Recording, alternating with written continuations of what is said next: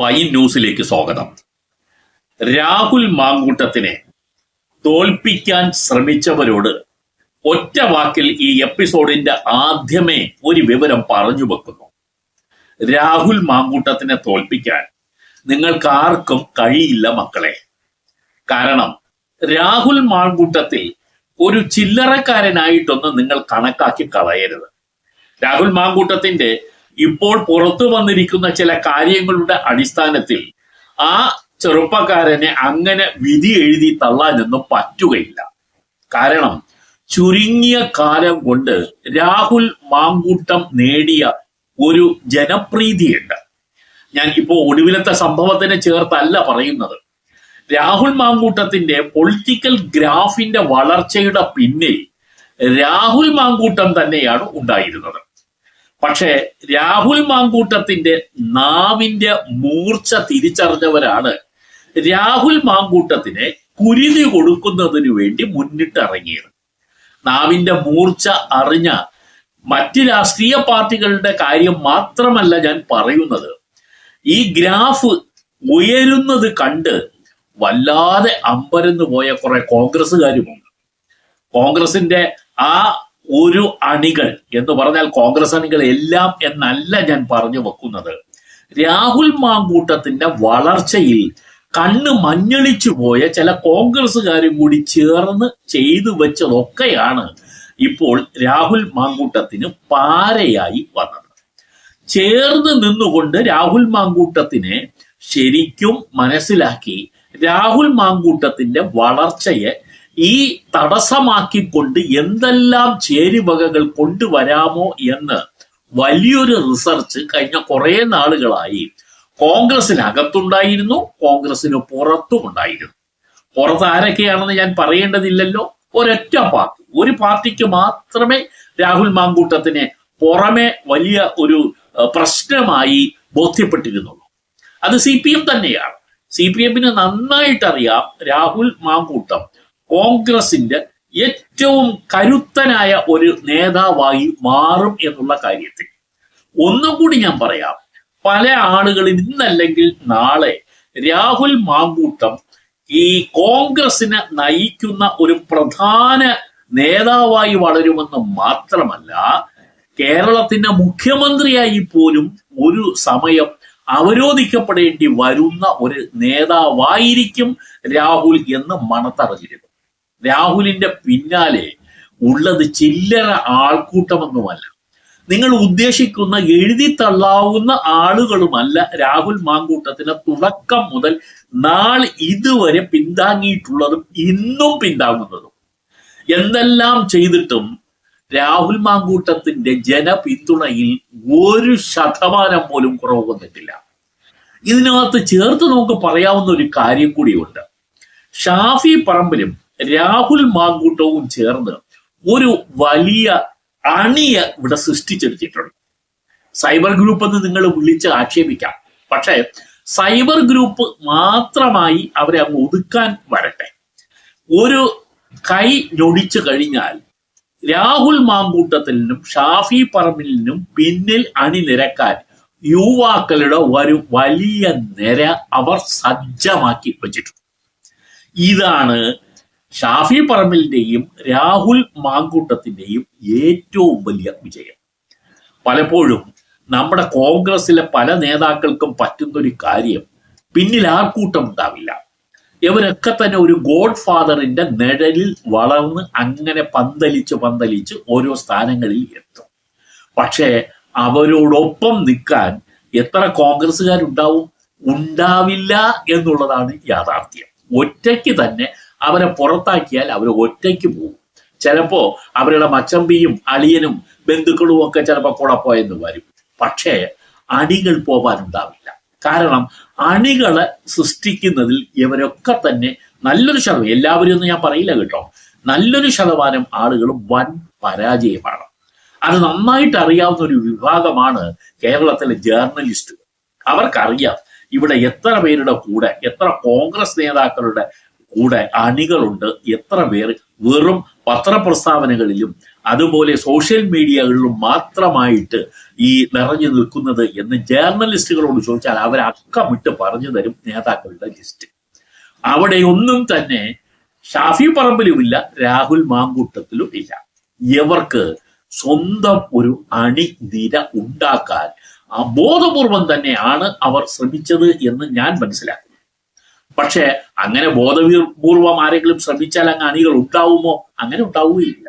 പിന്നെ എങ്ങനെ എന്ന് പറഞ്ഞാൽ അവരുടെ അചഞ്ചലമായ ഒരു ധീരതയുണ്ട്, അവരുടെ ഒരു ഷാർപ്പ്നെസ് ഉണ്ട്. ലീഡർഷിപ്പ് ക്വാളിറ്റിയുടെ ഏറ്റവും വലിയ ഒന്ന് എന്ന് പറഞ്ഞാൽ ഈ അചഞ്ചലമായ നിൽപ്പ് എന്നുള്ളതാണ്. കോൺഗ്രസിന് വേണ്ടി അചഞ്ചലമായി നിൽക്കാൻ തയ്യാറായ രണ്ട് വ്യക്തികളാണ് അടുത്ത കാലത്ത് കോൺഗ്രസിൽ കൂടുതൽ എമർജ് ചെയ്തു വന്നത്. അതിൽ ഷാഫിയുണ്ട്, രാഹുൽ മാങ്കൂട്ടവും ഉണ്ട്. അവർക്കുള്ള അണികൾ മറ്റാർക്കും ഇല്ലതാനും. അണികൾ എന്ന് പറഞ്ഞാൽ കോൺഗ്രസിന് വേണ്ടി അണികൾ ഉണ്ടാകും, പക്ഷേ വ്യക്തിപരമായി പിന്തുണച്ചുകൊണ്ട് അചഞ്ചലമായി അവരോടൊപ്പം നിൽക്കാൻ കഴിയുന്ന ആളുകൾ എന്നാണ് ഞാൻ കരുതുന്നത്. അവരിപ്പോഴും ഉണ്ട്. ഇപ്പോ രാഹുൽ മാങ്കൂട്ടത്തിനെതിരെ ഒരുപാട് ആക്ഷേപം വന്നല്ലോ, ഒരുപാട് ക്രിറ്റിസിസം രാഹുൽ മാങ്കൂട്ടത്തിന് എതിരെ നന്നായിട്ട് വന്നിട്ടുണ്ട്. ഇപ്പോഴും അത് നടക്കുന്നുണ്ട്, മോചിപ്പിച്ചിട്ടില്ല. രാഹുൽ മാങ്കൂട്ടത്തിന് ഇപ്പോഴും പലരും മോചിപ്പിച്ചിട്ടൊന്നുമില്ല. ഇനിയും കിട്ടാൻ ഇനിയും രാഹുലിന് ഒരുപാട് കാര്യങ്ങൾ വരും എന്നുള്ളതാണ് ഞങ്ങൾക്ക് മനസ്സിലാക്കാൻ കഴിയുന്നത്. കാരണം അണിയറയിൽ രാഹുലിനെ ഇനി ഒരു തരത്തിലും തലപൊക്കാൻ അനുവദിക്കരുത് എന്ന് ആഗ്രഹിക്കുന്നവരുണ്ട്. രാഹുലിനെ വെട്ടുക എന്ന് പറഞ്ഞാൽ, ഇല്ലെങ്കിൽ തളർത്തുക എന്ന് പറഞ്ഞാൽ ഷാഫി പറമ്പിലും ഒപ്പം തളരും എന്നുള്ളതാണ് ഈ കൂട്ടരുടെയൊക്കെ ഒരു കരുതൽ, ഇല്ലെങ്കിൽ ഒരു ധാരണ. ഇതെല്ലാം പൊളിയും എന്നുള്ളതിൽ യാതൊരു സംശയവും വേണ്ട. ഈ രണ്ട് ചെറുപ്പക്കാരെന്ന് പറഞ്ഞു കഴിഞ്ഞാൽ കോൺഗ്രസിനെ സംബന്ധിച്ചിടത്തോളം ഊർജ്ജസ്വലരായ രണ്ട് ചെറുപ്പക്കാരാണ്. അവരുടെ പിന്നിൽ അവർ വളർത്തിയെടുത്ത അണികളും കൂടി ചേരുമ്പോൾ കോൺഗ്രസിന് ഒരു പുതുജീവൻ തന്നെ കൊടുക്കാൻ കഴിയുന്ന തരത്തിൽ ഉള്ള മെച്ചപ്പെട്ട പ്രവർത്തന ശൈലിയാണ് അവരുടേത്. മിന്നൽ പ്രകടനം എന്ന് പറയാം. ആ മിന്നൽ പ്രകടനം നടത്തി കോൺഗ്രസിന് ഒരു ധീരമായ അണി ശൃംഖല ഉണ്ടാക്കാൻ കഴിഞ്ഞ ഇവരൊക്കെ തന്നെ, ഈ രണ്ടുപേരും തന്നെ ഭാവിയിൽ കോൺഗ്രസിന്റെ അമരത്ത് വരും എന്നുള്ള കാര്യത്തിൽ ഞങ്ങൾക്ക് സംശയമില്ല. കോൺഗ്രസിലെ നല്ലൊരു ശതമാനം ആളുകൾക്കും സംശയവും ഒന്നുമില്ല. രാഹുലിനെ എങ്ങനെ തട്ടണം എന്ന ഒരു ഗവേഷണം നടന്നതിന്റെ അനന്തര ഫലമാണ്, റിസൾട്ടാണ് അടുത്ത കാലത്തുണ്ടായ സംഭവങ്ങൾ. നിങ്ങൾ ആലോചിച്ചു നോക്കൂ. ഇതൊന്നും ആരും ഇതിലൊന്നും വശംവദരായിട്ടില്ലേ? നമുക്കറിയാം എത്രയോ നേതാക്കൾ, അത് കോൺഗ്രസിന്റെ മാത്രമൊന്നുമല്ല കേട്ടോ, എല്ലാ പാർട്ടികളിലെയും പല നേതാക്കളുടെയും പ്രധാനപ്പെട്ട കാര്യപരിപാടികളിൽ ഒന്നാണ് ഈ പറയുന്ന കാര്യങ്ങൾ, ഈ സംഭവിച്ച കാര്യങ്ങൾ. സ്ത്രീ വിഷയത്തിൽ ദുർബലമായവരാണ് നല്ലൊരു ശതമാനം നേതാക്കൾ. അണികളും നേതാക്കളും ഒക്കെ തന്നെ ആണും പെണ്ണും ഒക്കെ അല്ലേ? ഇവരൊക്കെ തന്നെ നമ്മൾ അതിനെ ന്യായീകരിക്കുന്നു. ഇപ്പൊ നേതാവായാൽ ശരിക്കും അവർക്കൊരു ഡിസിപ്ലിൻ വേണം, ശരി തന്നെയാണ്. നേതാവായാൽ എല്ലാത്തിനും ഒരു നിയന്ത്രണം വേണം. ഈ നിയന്ത്രണം വേണം എന്ന് പറയുമ്പോൾ തന്നെ അവർക്ക് പ്രേമിക്കാൻ പാടില്ലെന്നോ, അവർക്ക് മറ്റൊരു സ്ത്രീയെ പ്രാപിക്കാൻ പാടില്ലെന്നോ എന്നൊന്നും ആർക്കും പറഞ്ഞു വെക്കാൻ പറ്റില്ല.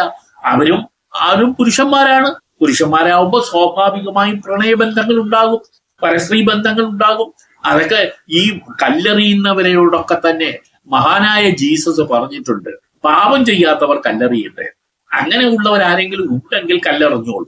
അതാണ് ശരിക്കും ഈ രാഹുൽ മാങ്കൂട്ടത്തിന്റെ കാര്യത്തിലും വരുന്നത്. ആരാണ് പാപം ചെയ്യാത്തത്?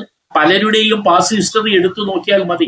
ചില സംഭവങ്ങൾ ഈ ചാനലിൽ അടുത്ത എപ്പിസോഡുകളായി വരുന്നുണ്ട്. ചില ആളുകളെ ചില പ്രവർത്തികൾ, പണ്ട് കാലത്തുണ്ടായ പ്രവർത്തികളൊക്കെ തന്നെ. ഇത് രാഹുൽ മാങ്കൂട്ടത്തിൽ ഈ രാഷ്ട്രീയത്തിലെ ഈ ഉന്നത നേതൃത്വത്തിലേക്കൊക്കെ എത്തുന്നതിന് മുമ്പ് യൂത്ത് കോൺഗ്രസ് ആയാലും ഈ MLA ബിഷപ്പായാലും ഇതിലേക്കൊക്കെ വരുന്നതിന് മുമ്പ് രാഹുലിന് എല്ലാവരെയും പോലെ പ്രണയം ഉണ്ടായിരുന്നു, അത്രയേ ഉള്ളൂ. ആ പ്രണയം രാഹുൽ ശരിക്കും ഇത് കഴിഞ്ഞതിന് ശേഷം അതിനൊരു മിതത്വം പാലിച്ചു പോകണമായിരുന്നു. അത് വാസ്തവം. ആ മിതത്വം പാലിക്കണം എന്നുള്ളത് രാഹുൽ മറന്നുപോയി എന്നുള്ളത് ഒരു അബദ്ധം. അതിലപ്പുറമുള്ള ഒരു കാര്യം, രാഹുലിനെ പോലുള്ളവർ മനസ്സിലാക്കേണ്ടിരുന്ന ഒരു കാര്യം, തന്റെ പിന്നാലെ ശത്രു നിര ഉണ്ട് എന്നുള്ളതാണ്. കൂടെ നിൽക്കുന്നവൻ തന്നെ ശത്രുവാണെന്ന് മനസ്സിലാക്കാതെ പോയതാണ് രാഹുൽ മാങ്കൂട്ടത്തിന് പറ്റിയ അബദ്ധം.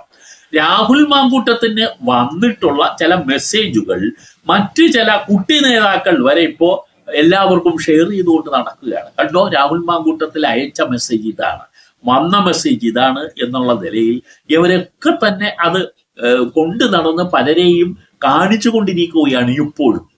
രാഹുൽ മാങ്കൂട്ടത്തിനെ ഈ ശരിക്കും ഇതുവരെയൊന്നും ഇവർക്ക് തളച്ചിട്ടിട്ട് മതിയായിട്ടില്ല. രാഹുലിനെ വെട്ടി നിരത്തിയിട്ടും മതിയായിട്ടില്ല. കൂട്ടത്തിൽ ഷാഫിയെ കൂടെ പിടിച്ച് നിർത്തിയിട്ടുണ്ട്. ഷാഫിയാണ് രാഹുൽ മാങ്കൂട്ടത്തിന്റെ ഗോഡ് ഫാദർ. അതുകൊണ്ട് ആദ്യം ഷാഫി പറമ്പിലിനെ തോപ്പിക്കണം, പിന്നെയാണ് രാഹുൽ മാങ്കൂട്ടത്തിനെ തോപ്പിക്കാൻ.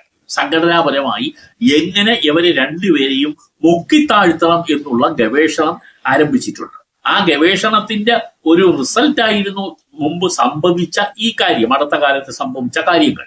പക്ഷെ ഇനിയും തീർന്നിട്ടില്ല എന്നുള്ളതാണ് ഇപ്പോൾ രാഹുൽ മാങ്കൂട്ടത്തിനെ ഓർമ്മിപ്പിക്കാനുള്ളത്. കൂട്ടത്തിൽ ഷാഫി പറമ്പിലിനെയും ഇവരൊക്കെ തന്നെ ഇനി ശ്രദ്ധിക്കാൻ ഉള്ളത്, ഇവരുടെ തോളിൽ കൈയിട്ട് കൊണ്ട് നടക്കുന്ന ആളുകൾ തന്നെ ഇവർക്ക് പാര ആയി മാറിക്കഴിഞ്ഞിട്ടുണ്ട്, ഇനിയും മാറാൻ സാധ്യതയുമുണ്ട്. ഇപ്പോഴും നിൽക്കുന്ന പലരെയും അങ്ങ് 100 വട്ടമൊന്നും വിശ്വസിച്ചുകൊണ്ട് മുന്നോട്ട് പോകണ്ട. നിങ്ങൾ കോൺഗ്രസിനോട് കാണിക്കുന്ന ആ കൂറും പ്രതിബദ്ധതയും നിലനിർത്തിക്കൊണ്ട് നിങ്ങൾ പോവുകയാണെങ്കിൽ ഈ നാട്ടിലെ ജനറൽ പബ്ലിക് നിങ്ങൾക്ക് കൈയടിക്കും, നിങ്ങൾക്ക് സപ്പോർട്ട് ചെയ്യും. ഇതൊക്കെ എല്ലാവർക്കും പറ്റുന്ന പാകപ്പിഴകളെ പറ്റിയിട്ടുള്ളൂ, അതിലപ്പോൾ ഒന്നും പറ്റിയിട്ടൊന്നുമില്ല.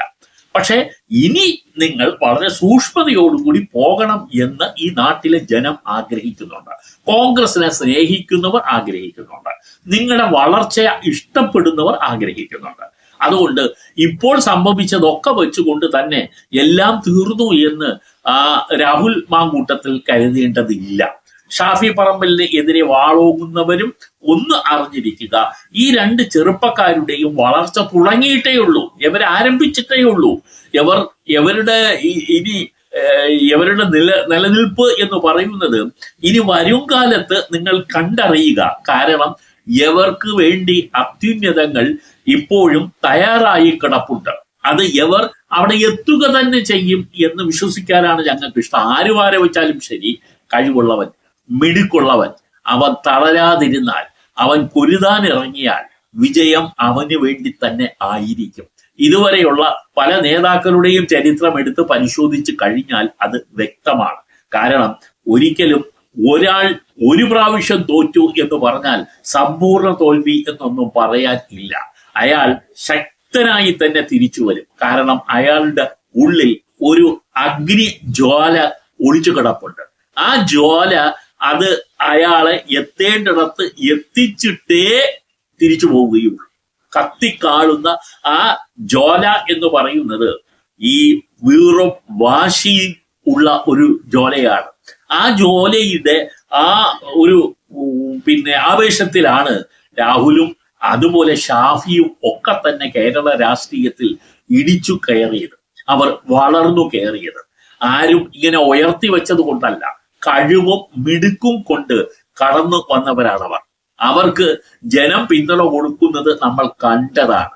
രാഹുൽ മാങ്കൂട്ടത്തിലും ഷാഫി പറമ്പിലും ചില്ലറ ഭൂരിപക്ഷത്തിലൊന്നും അല്ല ജയിച്ചു കയറി വന്നത്. ജനപിന്തുണയുടെ കാര്യത്തിൽ ആർക്കും അവരെ ഇനി സംശയിക്കേണ്ട കാര്യവുമില്ല.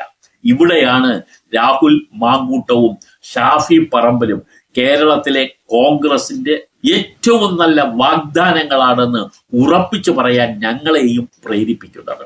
തീർച്ചയായും വരും കാലം അവർക്ക് ഇത് എല്ലാം ഇപ്പൊ നടന്നതെല്ലാം തന്നെ വിസ്മരിക്കപ്പെട്ടുകൊണ്ട് അവർ വീണ്ടും ജനഹൃദയത്തിലേക്ക് തന്നെ ഇറങ്ങി വരും. ജനപിന്തുണയിൽ അവർ ജയിച്ചു കയറുകയും ചെയ്യും. ഇതിൽ ഞങ്ങൾക്ക് സംശയമില്ല. ആർക്കെങ്കിലും സംശയമുണ്ടെങ്കിൽ അവർ കരുതിയിരിക്കുക, നിങ്ങളുടെ സംശയം എന്തായാലും കേരളത്തിൽ സംശയമായി മാത്രമേ നിൽക്കുകയുള്ളൂ. യാഥാർത്ഥ്യമാകാൻ പോകുന്നത് എവരുടെ വളർച്ചയും എവരുടെ ഉയർച്ചയും തന്നെ ആകും. ഞങ്ങൾ അക്കാര്യം അടിവരയിട്ട് പറയുന്നു.